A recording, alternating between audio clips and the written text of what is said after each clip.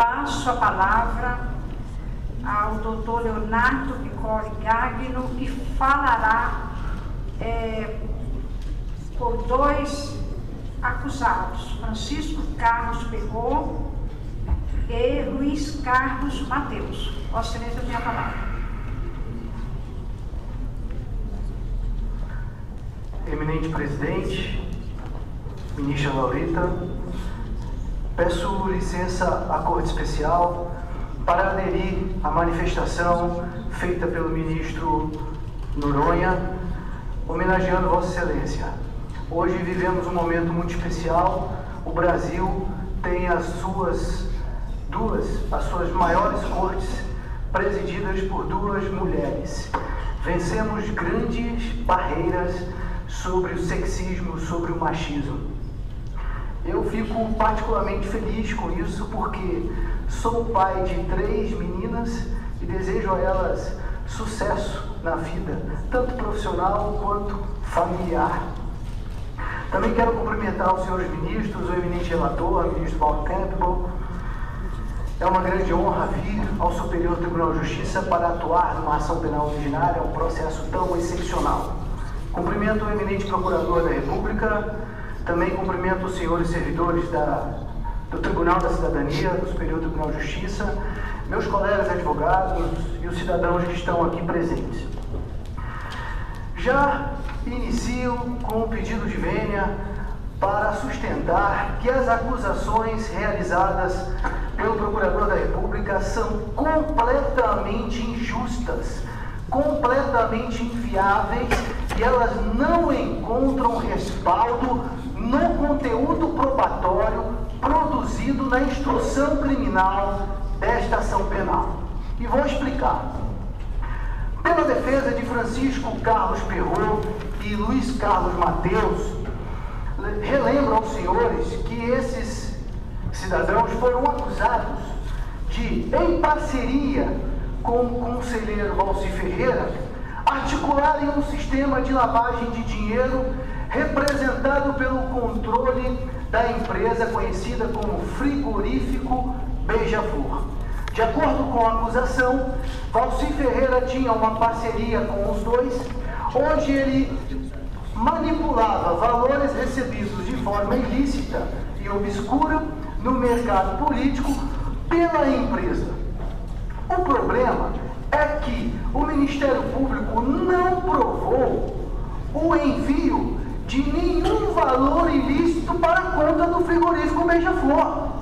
Ele não pediu a quebra do sigilo fiscal, do sigilo bancário, e não conseguiu provar, e, pelo contrário, ele nem tentou provar que aquele frigorífico recebeu algum valor em suas contas ou ainda por fora que fosse proveniente de receita obscura auferida por Valci Ferreira no mercado político.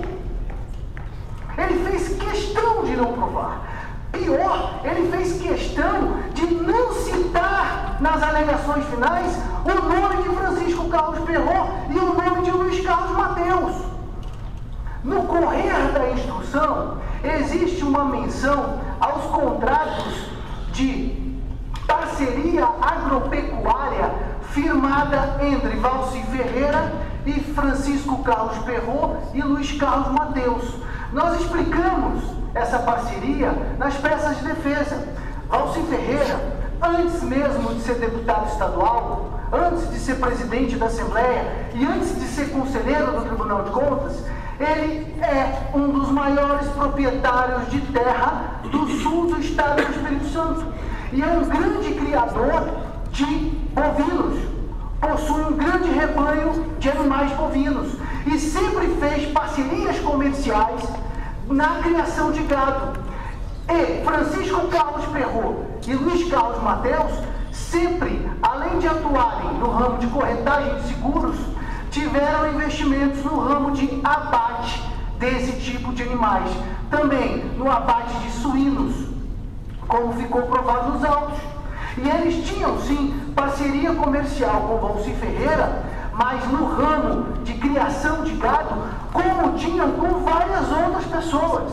E todas essas parcerias registradas nas declarações de imposto de renda deles.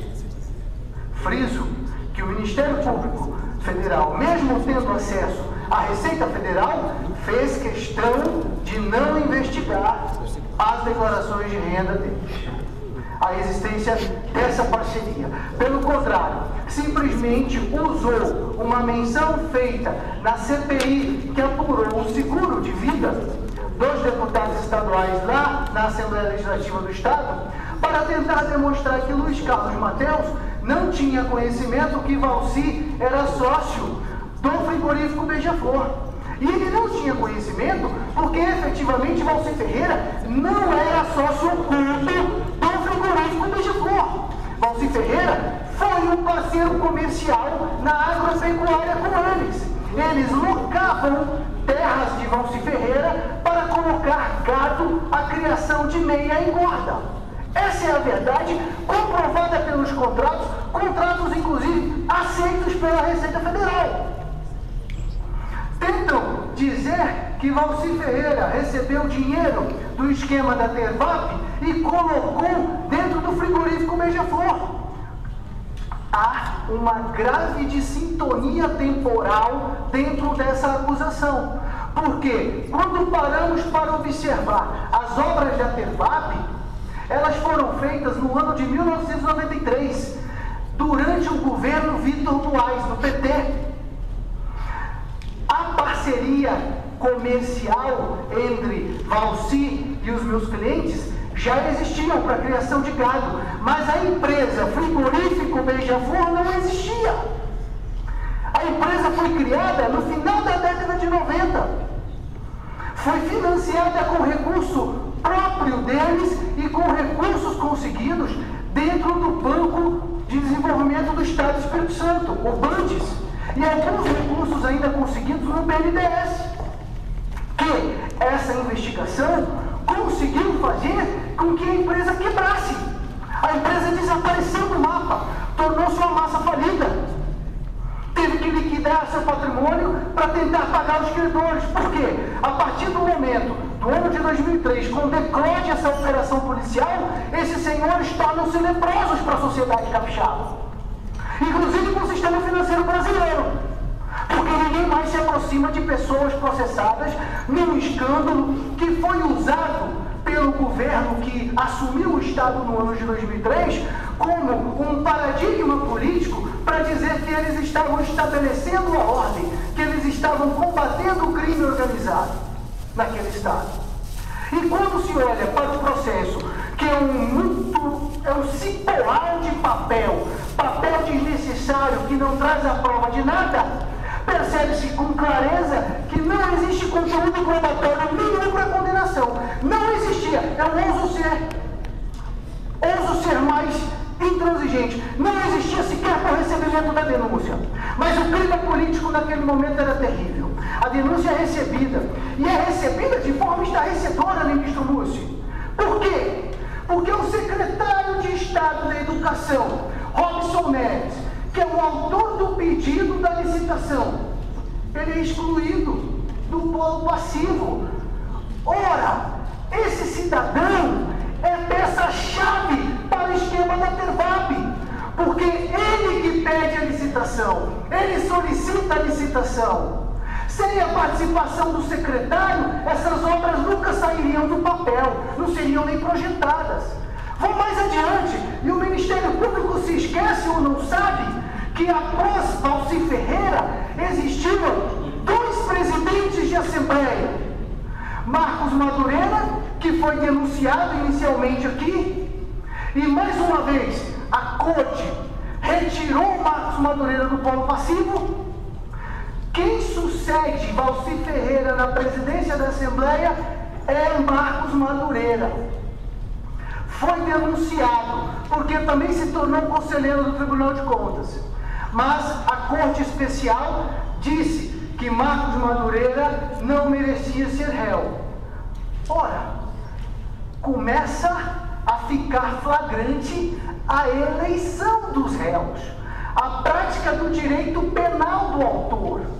E ela fica mais flagrante ainda quando, depois de Marcos Madureira, a Assembleia Legislativa é presidida por Ricardo Ferraço, um homem que manteve o seguro, que é questionado aqui. Ele fez todos os pagamentos do seguro, ele tinha relação com o grupo de Marcos Madureira, de Valci Ferreira, de José Carlos Grátis, mas o Ministério Público, inexplicavelmente, não apresentou denúncia contra Ricardo Ferraço, que posteriormente foi vice-governador do Estado e hoje é senador da República. E foi ouvido como testemunha de defesa nos autos. Vou chegar ao depoimento dele. Mas, para mostrar que tudo isso que eu estou gritando aqui na tribuna é verdade, ainda preciso fazer um breve perfil do estereótipo do procurador da República que conduziu as investigações. Dr. Santoro. Esse homem, quando eclode a situação, ele vai para a televisão capixaba com um cheque na mão, ele leva um cheque na mão e diz: esse cheque que o colega disse que foi sacado na boca do caixa foi depositado na conta do frigorífico Beija-Flor. E era o cheque, ministro Benjamin, que naquele ano de 2003 foi usado para pagar a fatura, o boleto do seguro dos deputados da Assembleia.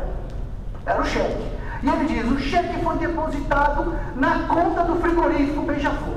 E ele propõe a acusação com base nesse depósito desse cheque desviado para a conta do frigorífico Beija-Flor. Vejam só, durante a instrução criminal, nós pedimos diligência ao Banco Central. E a própria AGF veio aos autos para dizer e mostrar e provar, está aqui, está nos autos, e eu tenho essa manifestação em mão. O cheque do pagamento do seguro não foi depositado na conta do frigorífico Beija-Flor. O cheque foi depositado na conta de nossa titularidade, foi compensado no Banco Itaú. Percebam, o próprio procurador da República hoje aqui diz realmente falta com verdade. Porque a informação, a prova produzida nos autos é clara no sentido de que o cheque foi depositado, foi recebido pela conta da AGF no Banco Itaú, numa agência do Estado de São Paulo. Não existiu cheque pago na boca do caixa. É uma mentira deslavada para tentar induzir os senhores a erro. Essa é a verdade provada nos autos. Sigo em frente ainda com a posição da SUSEP sobre o seguro. A SUSEP desceu, motivada pela instrução criminal, a SUSEP fez um grande relatório sobre o seguro que era contratado na Assembleia Legislativa. Ela chega a criticar a AGF e diz que vai intimar a AGF para prestar esclarecimentos, porque a AGF manteve desatualizada as informações daquele seguro. Mas, num relatório com mais de 10 folhas, a SUSEP declara expressamente que o seguro foi feito atendendo todas as normas em vigor do nosso país, inclusive atendendo todas as normas controladas pela SUSEP. Em determinado trecho desse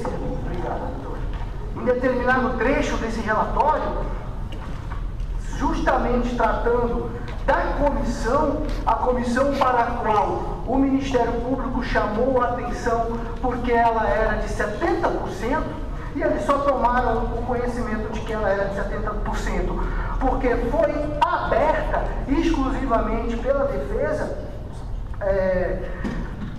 Eu vou ler apenas um pequeno parágrafo de 2 linhas constante desse relatório, mas o relatório está nos autos, folha 8054, e aqui está o trecho que eu vou ler. Verificamos que as taxas praticadas estão coerentes com os valores de prêmio e capitais segurados apresentados nas faturas de folhas tais. Aí menciona as folhas. Ora, a própria SUSEP, que é o órgão regulador de seguros no país, diz que as taxas praticadas ali estão de acordo com as regras do Estado e as regras de mercado. Por que, ministro Napoleão? Naquela época era normal, em seguros de vida, em seguros prediais inclusive, por isso que muitos síndicos trocam tapa na hora de contratar seguros para os edifícios, para os imóveis, porque eles sempre fizeram acordo com os corretores para dividir a taxa de correção. Sempre foi pagou a taxa de correção alta por causa do índice de sinistro que era pequeno. E aqui era realmente praticado no mercado inteiro em 70%. E durante a ESG, no contrato com a AGF presta esclarecimentos mostrando que a taxa de corretagem diminui. No último contrato firmado com ela chega a 30% do valor contratado. E a AGF sempre honrou com os seus compromissos. Ora, ministro Raul Araújo, foi a AGF que recebeu o cheque.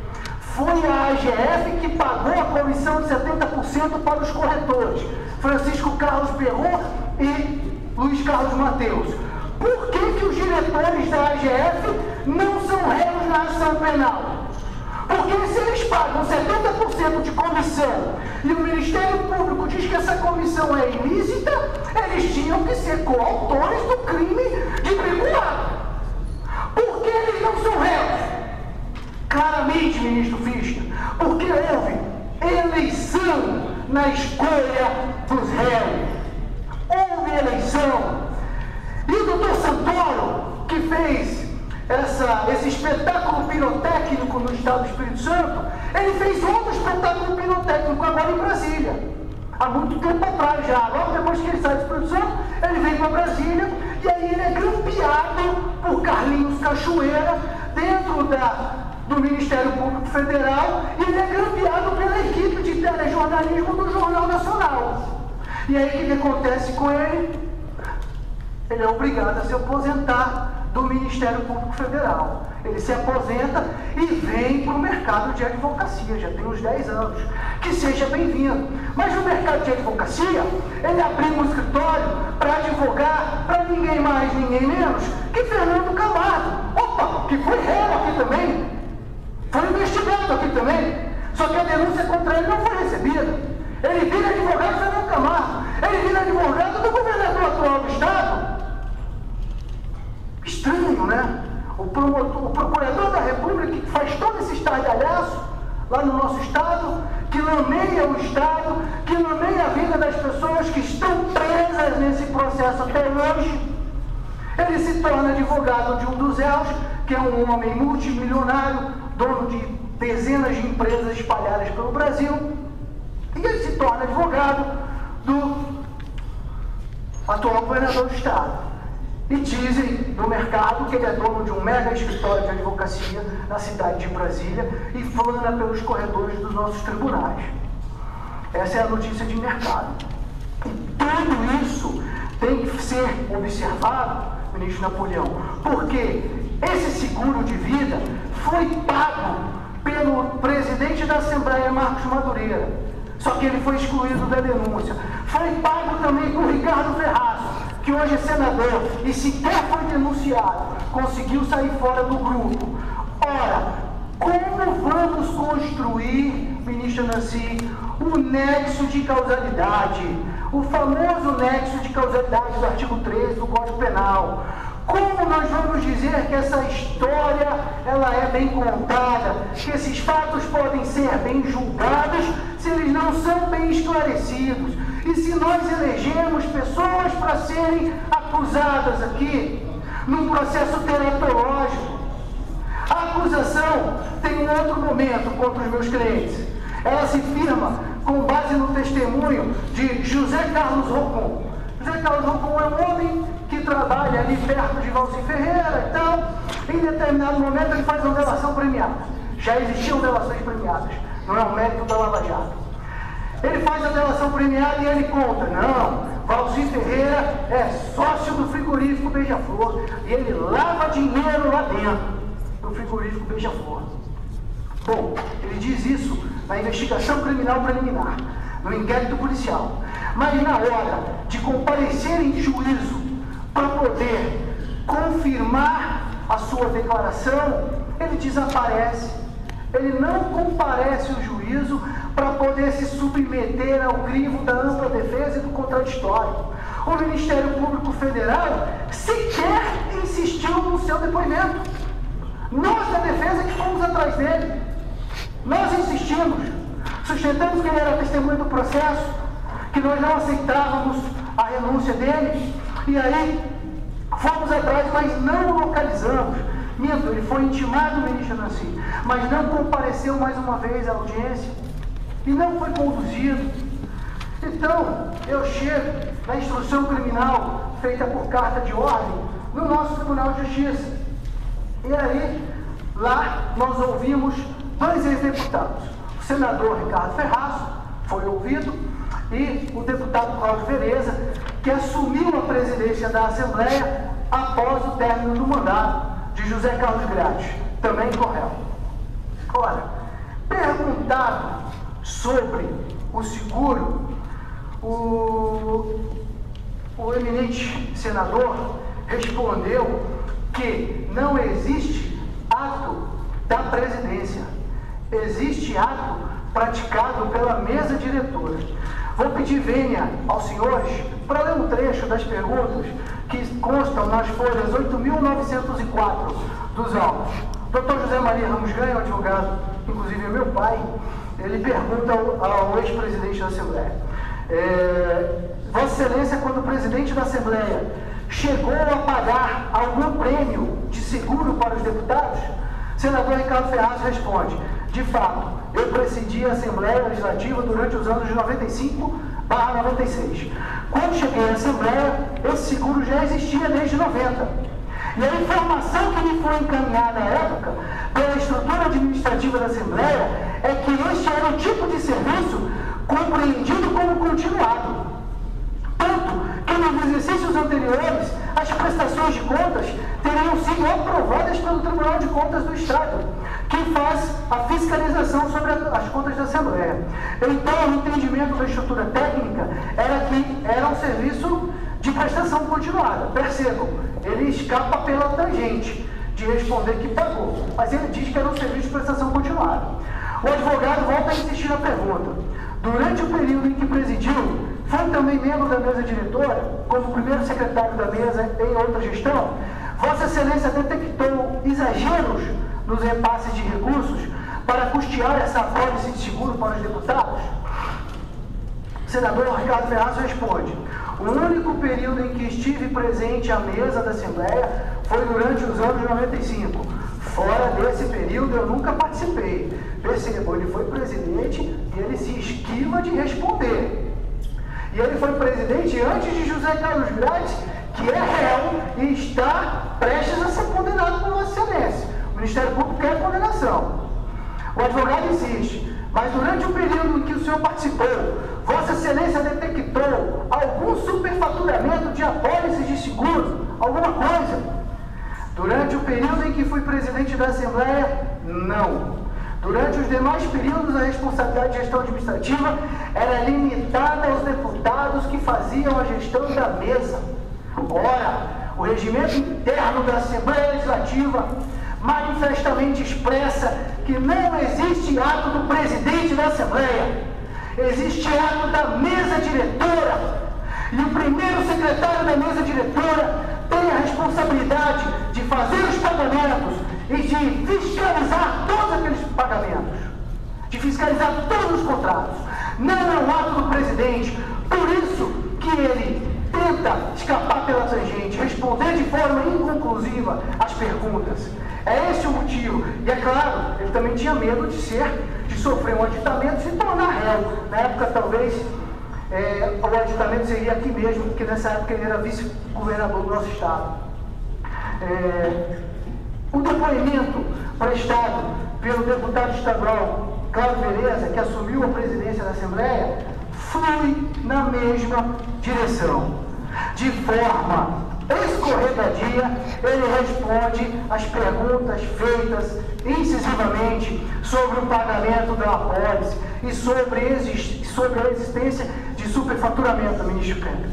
escorregadia. E ele vai além, ele cancela o seguro, faz um seguro novo, que quando esse seguro novo é analisado pela Corte de Contas, manifestamente ele é mais caro do que o seguro feito pela AGF, porque ele paga um prêmio muito menor e o resultado para os segurados também é muito menor. Quando se faz uma análise dentro da proporcionalidade, o seguro contratado de forma emergencial pelo novo presidente da Assembleia traz prejuízo ao erário se comparado ao seguro que existia.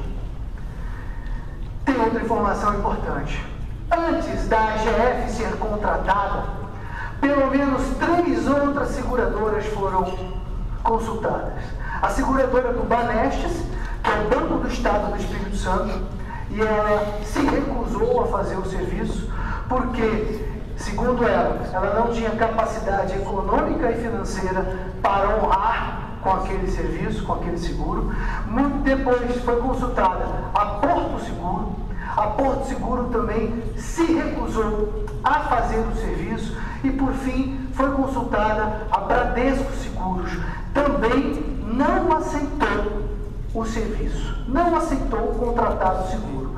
Enfim, quem foi contratado foi a AGF, uma empresa que hoje passa graves dificuldades financeiras no planeta inteiro, mas, claro, essas dificuldades não têm origem no seguro dos deputados estaduais do Estado do Espírito Santo. Ela se envolveu com aquela crise de 2008 nos Estados Unidos, segurou hipotecas fraudulentas e acabou abrindo falência em boa parte das suas atividades, recuperação judicial, em boa parte das suas atividades no planeta inteiro. Enfim, a acusação contra Francisco Carlos Perrot e contra Luiz Carlos Mateus não tem sustentação nenhuma, em nenhum tipo de indício, de prova, trazido à baila na instrução criminal. De forma alguma. O que se evidencia é que eles tinham um relacionamento próximo com Valci Ferreira. Mas o Ministério Público não produziu nenhuma prova de que Valci Ferreira fez depósitos nas contas do frigorífico Beija-Flor. E vou mais além. Nós, na defesa, abrimos o sigilo bancário deles. Nós pedimos ao Banco Banespa, onde eles tinham conta bancária, o extrato dos anos inteiros, que trouxemos à baila. Está nos autos. Se os senhores observarem, no extrato do ano de 2003, eles não receberam nenhum depósito superior a R$3.000. Então, o famoso cheque de R$170 mil, que de acordo com o Dr. Santoro, foi depositado, de acordo com a denúncia, foi depositado na conta do frigorífico Beija-Flor, deve ter passado por um sistema de compensação que nós não conhecemos. E ainda, sacado na boca do caixa, quem sacou? Não se saca. E não se sacava R$170 mil na boca do caixa sem se registrar os motivos e quem fez o saque. É claro que não se registrou, porque a AGF veio aos autos para dizer e para provar que o cheque foi depositado na conta dela, no Banco Itaú, e foi compensado na ficha número tal. Vou até pedir para verem aos senhores para ler o número da ficha. Está aqui a resposta da AGF, nós juntamos aos autos. Em resposta à correspondência número 187, 19 de dezembro, informamos a vossas senhorias que a fatura com vencimento em 20 de setembro de 2001, de número 908404, no valor de R$197.184, sacados na boca do caixa, na versão do Ministério Público, foi paga no dia 13 de setembro de 2001 por intermédio da ficha de compensação número 17, 57, 40, 444, 229 do Banco Itaú.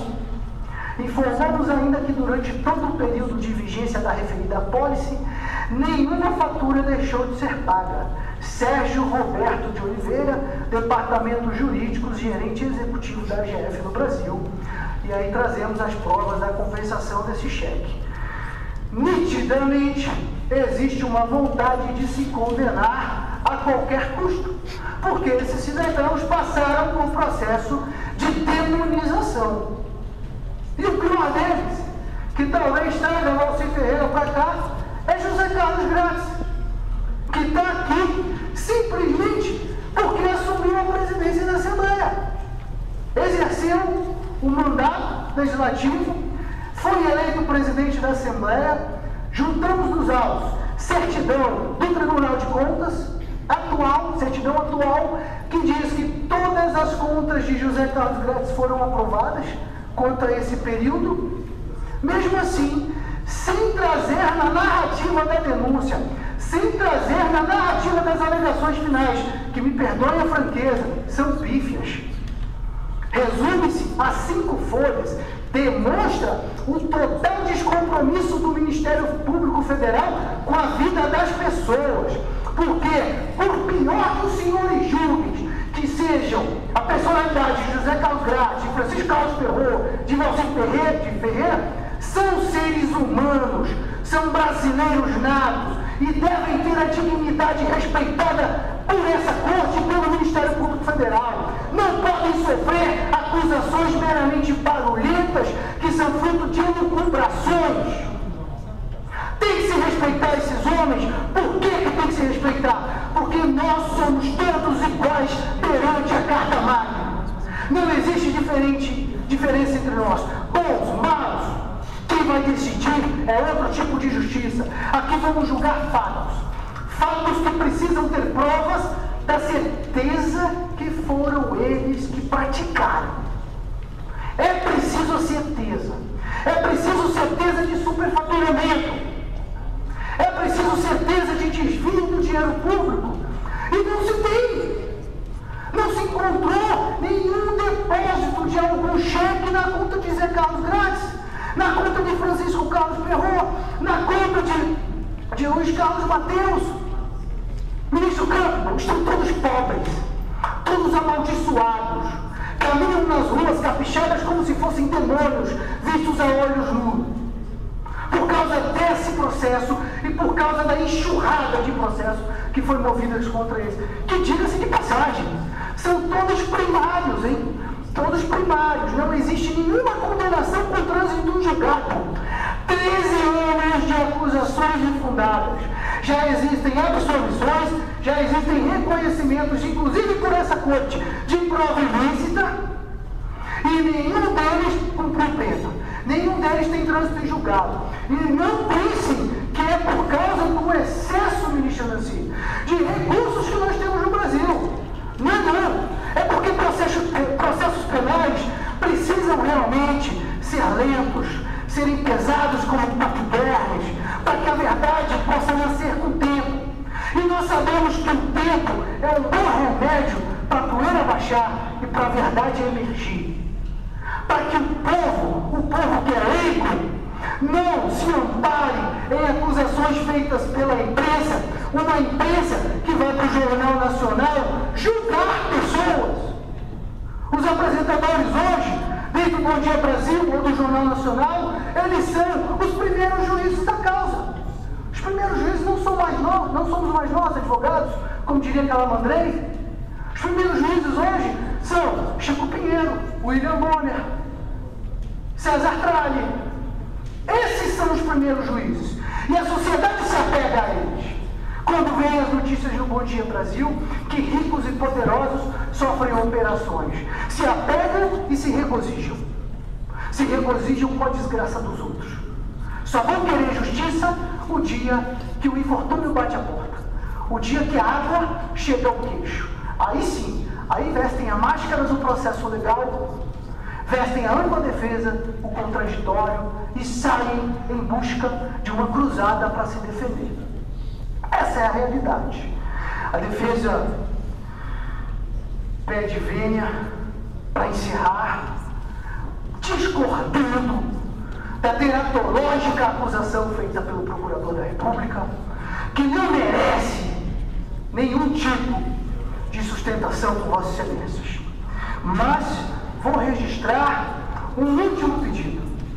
Na hipótese de Vossas Excelências acolherem a condenação, peço Peço a Vossas Excelências que no momento de realização do processo de individualização da pena, fixem a pena base próximo ao mínimo legal. Ultimamente, nós temos visto sentenças de primeiro grau, onde os julgadores conseguem cometer o bis in idem, trabalhando as circunstâncias judiciais de forma equivocada. Eles colocam como circunstância desfavorável o fato do réu ser funcionário público. Um exemplo, José Carlos Grades era presidente da Assembleia, Alcir Ferreira, presidente do Tribunal de Contas. Ora, essa questão, a ocupação do cargo público, já é um elemento subjetivo do tipo, é um elementar do tipo. E esse tribunal tem por tradição em não aceitar a prática do bis in idem e determinar a fixação da pena bem próximo ao patamar do mínimo legal. Peço ainda que Vossas Excelências observem com cautela a acusação de lavagem de dinheiro. Observem com proximidade da jurisprudência de Vossas Excelências. A Corte tem decidido com muita propriedade que nos crimes de peculato, desvio, a lavagem de dinheiro, quando não existe a prova da conversão em ativos lícitos, ela não se configura. Porque o gasto do dinheiro é o resultado natural do peculato. Temos apenas um crime, não temos a presença da lavagem de capitais. Agora, essas configurações, essas considerações, são apenas para a hipótese de condenação. Mantenho firme o meu pedido para a absolvição dos 3 réus. Agradeço toda a atenção que me foi dispensada. Peço perdão pela intrepidez. Sei que muitas vezes não é o costume da Corte. Muito obrigado.